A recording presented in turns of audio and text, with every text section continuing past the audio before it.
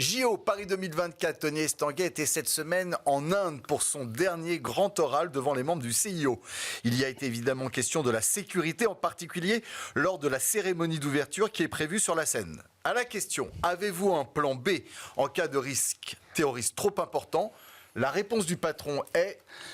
Il n'y a pas de plan B, nada, rien. Alors ça, franchement, je suis ébahi, je suis époustouflé de cette réponse. Je la cite, encore une fois, c'est de ce matin, de la part de Tony Estanguet.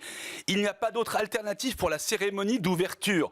Cela n'a jamais été envisagé. On a pris plus d'1 an pour prendre la décision de faire la cérémonie d'ouverture à cet endroit, pour garantir la sécurité. À partir de là, on sait que c'est possible et après, comme pour le reste, on s'adaptera. Mais enfin, c'est quand même ahurissant. C'est le plus grand événement sportif de l'année. C'est le plus grand événement tout court à organiser. C'est la cérémonie d'ouverture. On a la prétention de faire venir des millions de personnes au bord de la Seine et il n'y a pas de plan B. Aujourd'hui, la France est à feu et à sang. Les aéroports sont fermés à cause du terrorisme et à cause des menaces d'alerte à la bombe. Mais vous imaginez bien que c'est un prélude à ce qui va arriver aux Jeux Olympiques 2024. On le sait déjà depuis de nombreuses années que la sécurité va être un point nodal dans l'organisation. Et là, aujourd'hui, on dit benoîtement, il n'y a pas de plan B. On est vraiment dans l'incantation. Moi, je ne suis pas du tout d'accord. Je pense que dans le sport... Mais non, dans le sport... Allons bon. Non, il faut se fixer des objectifs dans le sport qui sont toujours un petit peu plus loin que ses propres capacités. N'oublions pas que le plan de la Seine a été présenté depuis le démarrage. C'était leur grande idée, qui était d'ailleurs, j'ai eu la chance de voir ce dossier admirable, unique. Peut-être dans l'histoire des JO, il n'y a pas eu une fois un dossier de ce niveau-là en termes de qualité et de créativité. Après oui, mais Franck, c'est un compte. Je peux aller au bout. Après 27 échecs cuisants comme Vincent Labrune. Encore une fois, aujourd'hui, l'ADN du projet, dans l'ADN du projet, il y a un gène fort, c'est cette cérémonie d'ouverture.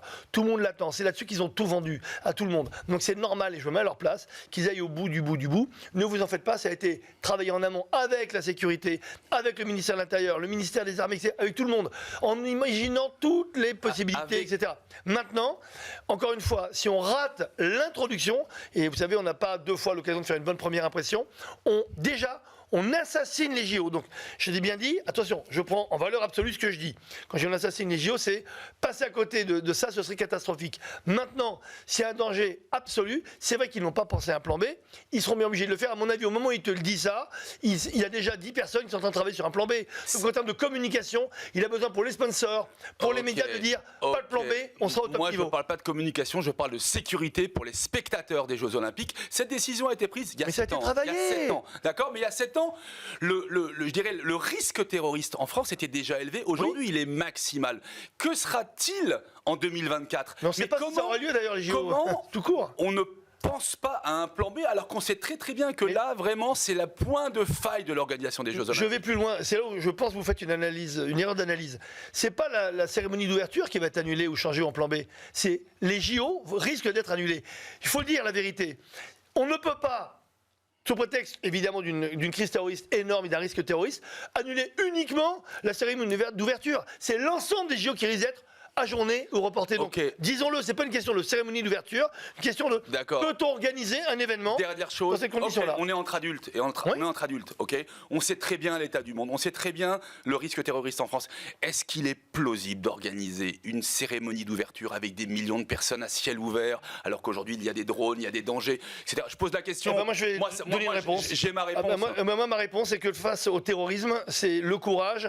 Le courage n'exclut pas bien entendu la prudence. Courage et prudence. Et je pense que si on n'a ni l'un ni l'autre, si on se tait, la terreur gagnera. Donc, in fine, si on est préparé, on a eu des années pour avancer sur le sujet. Je pense que la grande force, ce serait de ne pas sacrifier justement des moments de forte fête et des moments de plaisir, comme le sont les Jeux Olympiques. Si on commence à sacrifier ça, sous l'autel d'une peur, je pense qu'on perdra tous. Soyons un peu raisonnables face au terrorisme. Eh bien, feuilleton à suivre sur Smart Sport.